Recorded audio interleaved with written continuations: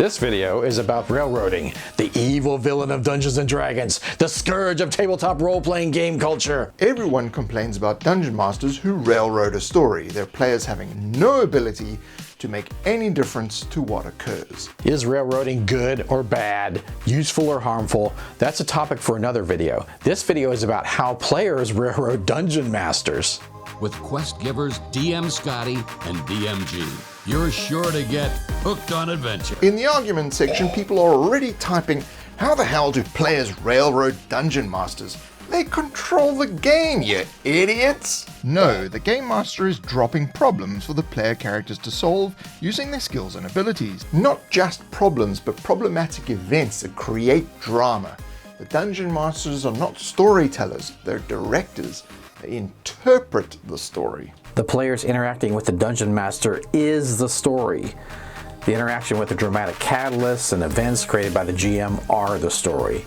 The GM cannot do that without the players. Players have volition and agency when their choices and decisions matter to the emerging story. In short, the players tell the story. The dungeon master causes problems and creates drama that allow the story to happen. Railroading is used to describe the dungeon master running a story along a track. The players have very little control, and usually their decisions make no difference. The far opposite of this is the sandbox.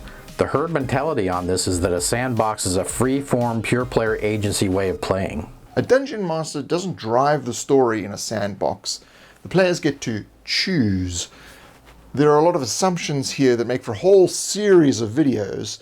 This premise is flawed. But let's stick with all the players' choices matter and that they have complete agency to shape the world. Most games actually happen in the middle of these two extremes. The game master preps a whole bunch of content and the players run through and change most of it with their antics. This is where the players begin to railroad the dungeon master. As most modern game systems evolved, there was an increasing shift towards front-loading character information. An ever-increasing list of races, classes, categories, species, and more backgrounds and template options. Remember, this all started with like 4 people. A dwarf, a thief, an elf, and a fighter. Now there are like a gazillion options. We love options. There's nothing wrong with options. There's nothing wrong with cat people and battle wheelchairs. The trend is to front-load these options.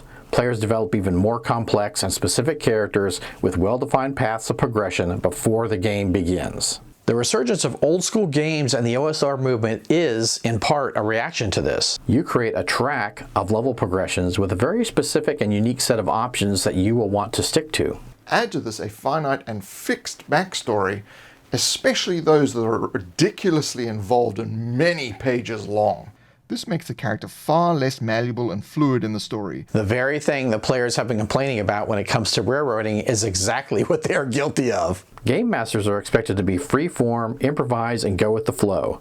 Players, well, this has all given rise to the phrase, "That's not what my character would do." The world does not revolve around the player's characters, and it should not.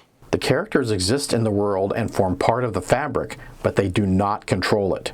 You control your character's choices in the game. The dungeon master decides the events and situations in the world dependent upon the agency of the players. The story is created by your choices and how your character engages with the events of the world. The dungeon master only creates the world in which the story takes place and instigates the drama that motivates the story to move forward. You're playing along a predetermined progression track, railroading the game master into ever more formulaic and predictable situations that suit the characters you have built. Pre-building the character predetermines the outcome of that character. You are not building the character as you play. There is nothing wrong with rich character backstories. There is nothing wrong with options. The real problem lies with all this being front-loaded into the game. Players expect the dungeon master to tie in my character's backstory, and the DM does. Some of them spend an enormous amount of time and effort doing this.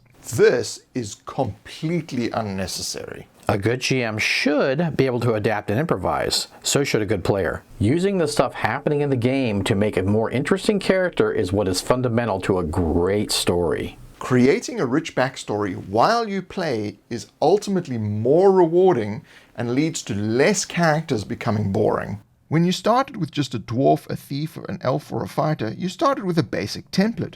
Who is this character? Where have they been? These questions should be answered in the game. The game is where the character lives and breathes.